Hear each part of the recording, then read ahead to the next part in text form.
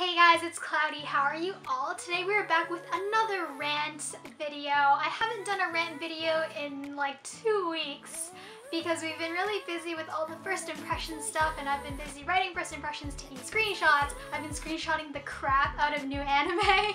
So today I'm back with another rant, and judging by the title, you're probably here because you're interested in something in the shoujo genre. Lately I've been scouring the internet about different genres, what people like to review. The general kind of scope that I get is people don't really like shoujo, or there's like a stigma against shoujo manga or anime or anything in general that has like, I guess, sappy romance. Like, I mean, even like Japanese, Korean, Taiwanese, Cantonese dramas, they all have some sort of shoujo stuff in there. So today I want to address some of the arguments made against the shoujo genre, as well as kind of give my arguments for defending the shoujo genre. So one of the big arguments I've kind of heard for bashing shoujo is the art is bad. And I really don't like listening to people tell me art is bad, just because every artist has their own individual style, and just because you don't like a particular style doesn't mean that it doesn't have a lot of skill to it.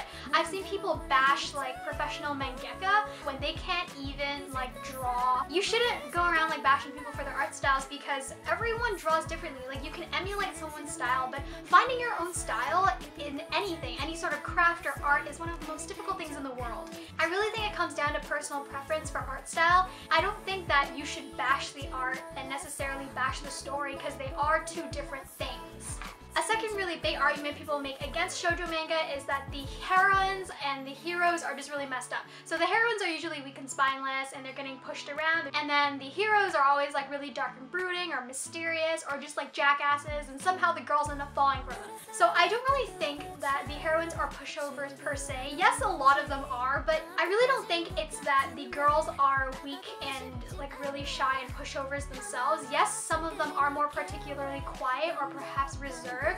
However, I really think that the point isn't to illustrate one's weaknesses. Rather, I would like to argue that shoujo heroines bring out the best and the worst of us when we are preteens, teenagers, young adults, or even just people in love. And yes, you can make fun of the shoujo heroine that's always getting all doki doki and nervous and just like really flustered when her crush appears, but if you honestly think about it, every single one of us acts like that when our crush is around. We just turn into like babbling messes. I would like to believe I'm a very coherent person and I speak very eloquently, and I hope I do, but I've been there, like in that moment where I'm just talking to this guy I like, and it's just like blank. I have no idea what to say. It's just like, but it's nothing to be ashamed about, because everyone goes through it, and yet people kind of bash characters in series. We would all like to believe that we're immune to like blushing or like seeing sparkles around the person we like, but I guess there's a bit of truth in that. I also think that shoujo manga has a tendency to portray this youthful innocence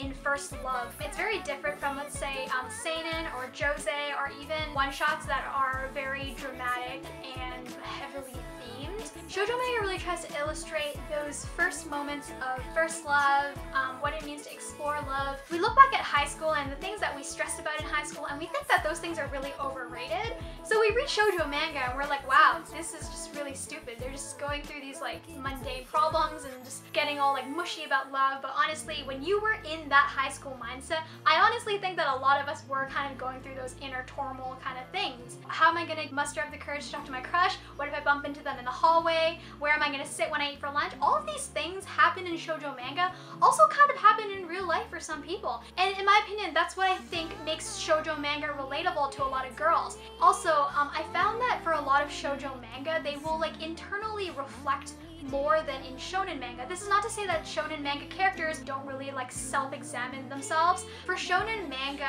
the heroes are often pushed to mature due to external forces. They'll probably like have to train to get physically stronger, power up, overcome some like mental anxiety, but I feel like for shoujo, the very core of the conflict is emotional emotional distress. It's juggling family with friends, with grades, with life, and it's just a lot of it is like self-reflection. Sometimes shonen can tend to be a little bit fast-paced. You might have to overcome some physical limits or physical boundaries that are tangible, so you're giving up some of the internal character development for the action plot. Again, I don't want to like make things too one-sided. A lot of shonen shows have very well-developed characters as well, and a lot of shoujo shows do have a lot of their share of action.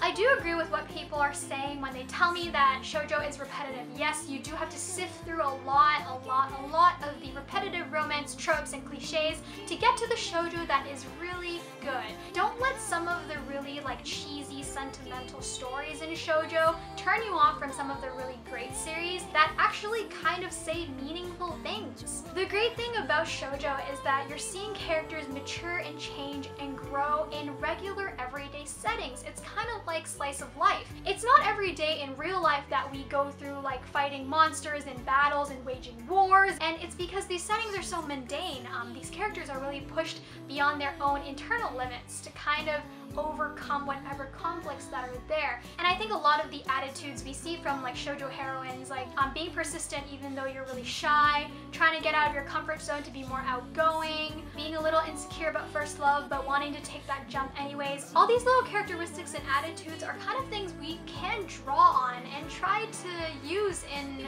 everyday situations. And let's face it, shoujo manga sells. People are buying shoujo. They want to read high school romances. They love the sparklies, love the flowers. I'm one of these fans. We don't always get happily ever afters in real life. That's why we look to entertainment. And speaking of escapism, I wanted to address the next topic at hand, which was the fact that shoujo manga is unrealistic. Because honestly, all anime is unrealistic. It's anime. People have giant eyes that are like the size of their faces. And I honestly think that you can't watch action forever. I mean, every now and then you do need a breather. And that's why we have so many wonderful genres in anime to choose from. Sometimes I want to watch something super intense like Shingeki no Kyojin, and sometimes I don't want to think at all and just let me watch Kimi ni Todoki. And Kimi ni Todoki is a really great shoujo. At the end of the day, again, I just wanted to encourage you guys and motivate you guys somewhat to try something new beyond your comfort zone, and just to keep an open mind about things like shoujo or genres that you're not really familiar with. I definitely have moments in shoujo manga where I just want to shake the heroine and be like, you like him? Just go up and say it. Like, come on, be blunt, be honest. But then if they did that, they wouldn't have much of a story and not that much character growth, I guess. You need a good balance of everything, and shoujo can be enjoyable. I hope you guys enjoyed this video, and if you guys aren't usually into shoujo, I hope you do give it a bit of a chance after watching this video and just approach the genre with a fresh new mindset. So thank you guys very much for watching. If you like this, don't forget to hit like or subscribe. Again, leave a comment on what you think of the shoujo genre below. I would love to read your comments.